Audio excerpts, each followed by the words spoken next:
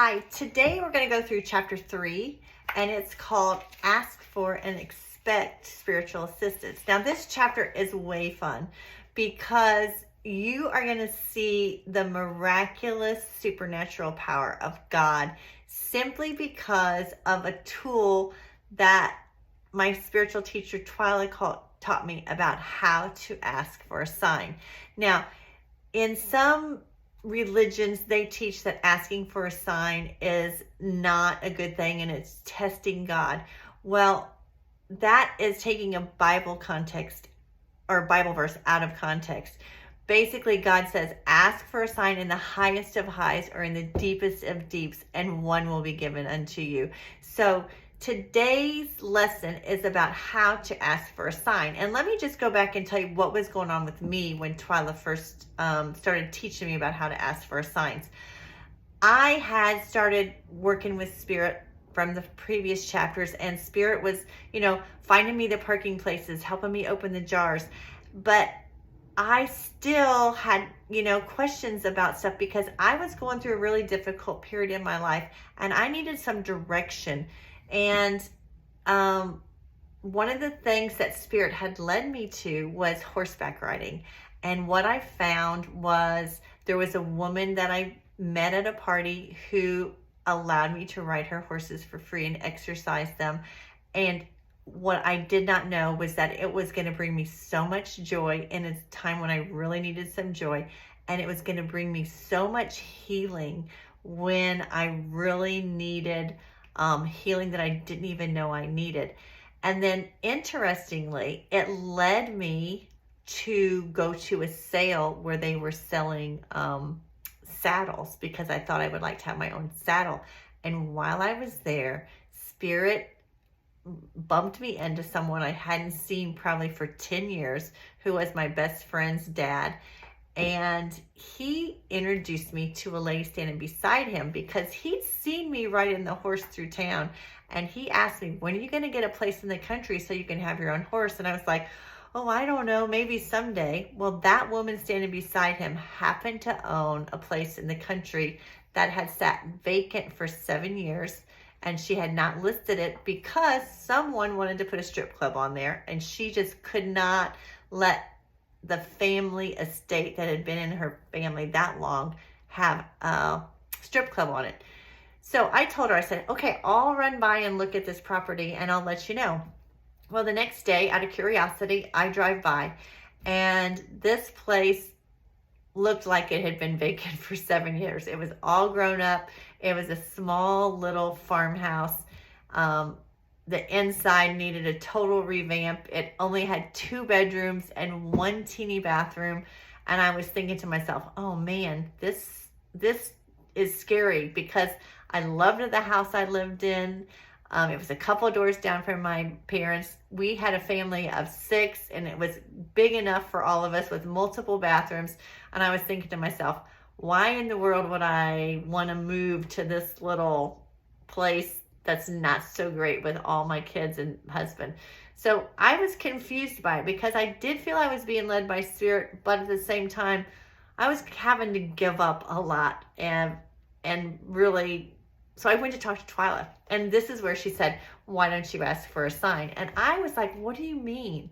And she said, well, God's the same supernatural God he was way back in the Bible when he was making all kinds of miracles.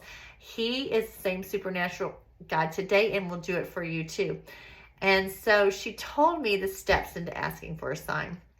She said, be specific about what you ask for and ask for it to be in his will. So for example, using the house, she told me to say, if it is your will that I pursue purchasing this house, then show me a sign. And she said a sign would come that I would immediately recognize as a sign from God. Because she said, when you see it, it'll just hit you in your spirit and you'll know that it's your sign. So next day I drive out there just, knowing that I had asked for a sign, but I just went driving out there just for the heck of it. And as I'm sitting there in the road looking at the house, a big rainbow is shooting out of the roof all over the extent of the property.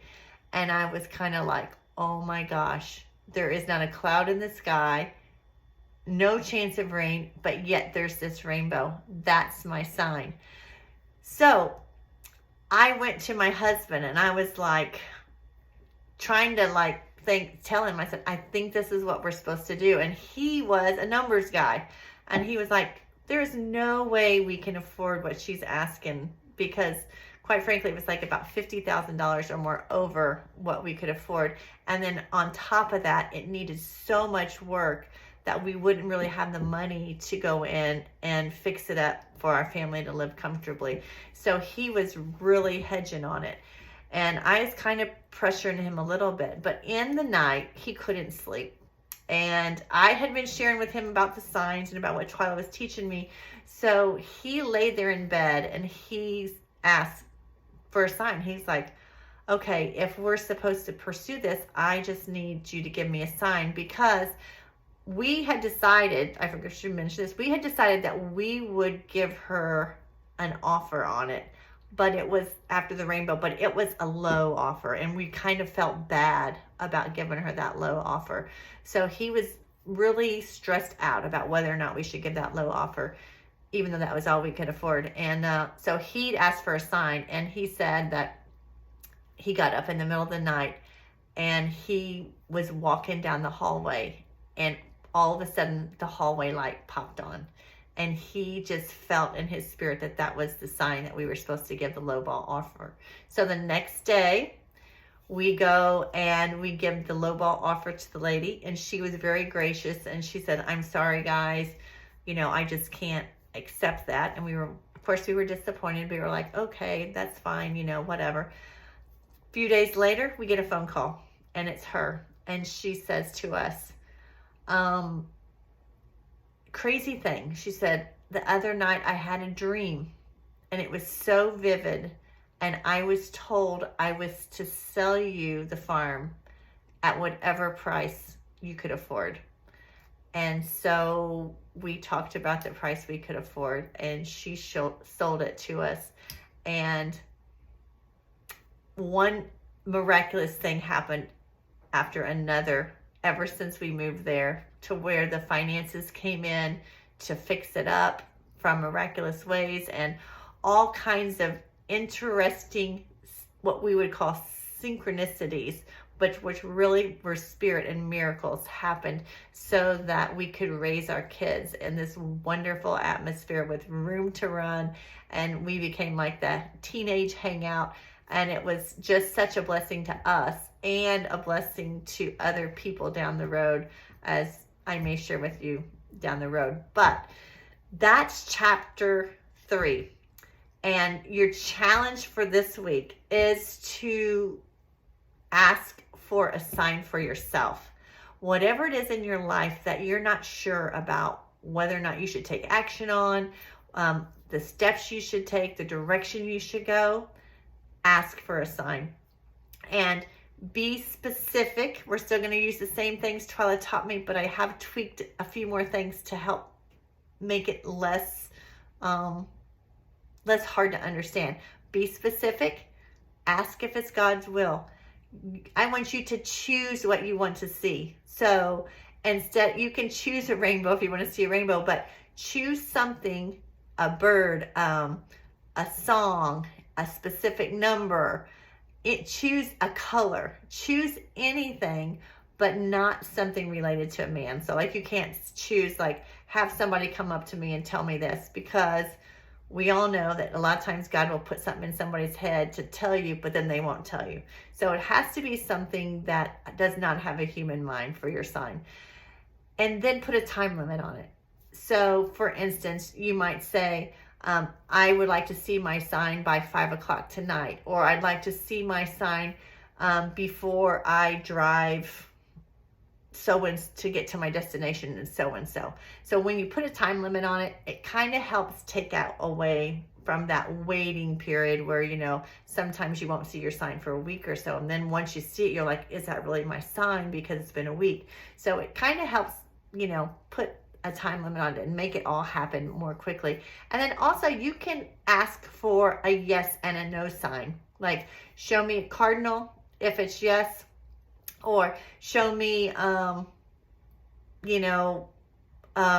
vulture if it's no.